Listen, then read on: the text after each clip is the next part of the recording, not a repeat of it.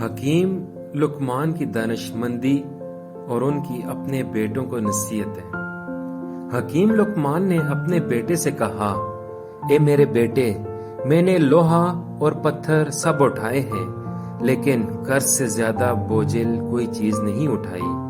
میں نے پاکیزہ چیزیں کھائی ہیں اور اچھے حالات بھی دیکھے ہیں، لیکن عافیت، آزمائش سے دوری سے زیادہ لذیذ چیز نہیں پائی، اور لوگوں کی طرف اپنی ضرورتیں لے جانے سے زیادہ تلخ چیز کو نہیں پایا۔ اے بیٹے، جو کہتا ہے وہ جھوٹ ہے کہ برائی برائی کو ختم کرتی ہے۔ اگر وہ اپنے قول میں سچا ہے تو وہ دو مقامات پر آگ جلا کر دیکھے کہ آیا ایک جگہ دوسری جگہ کی آگ کو بجھانے میں کس قدر مدد کرتی ہے۔ حقیقت تو یہ ہے کہ خیر اور بلائی ہی برائی کو ختم کر سکتی ہے، بالکل اسی طرح جس طرح پانی آگ کو بجھا سکتی ہے۔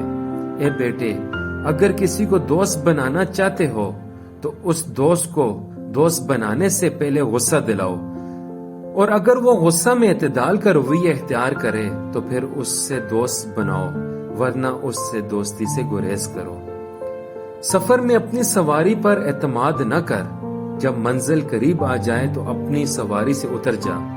شب کے آغاز میں سفر نہ کر، سفر میں اپنے ساتھ اپنی تلوار، جوتی، امامہ، کپڑے، پانی، سوئی دھاگا وغیرہ رکھ۔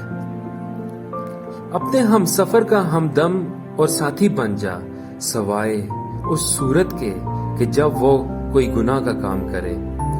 اس کے ساتھ ساتھ حکیم لقمان نے اپنے بیٹے سے کہا کہ نافہم عورتوں پر کبھی بھروسہ نہ کرو، کیونکہ وہ تمہیں نقصان کے سوا کچھ نہ دیں گی۔ اس کے علاوہ حکیم لقمان نے اپنے بیٹے سے فرمایا، حسد کی 3 علامات ہیں۔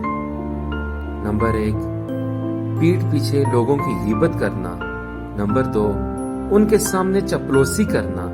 نمبر 3، دوسروں کی مصیبت پر خوشی کا اظہار کرنا۔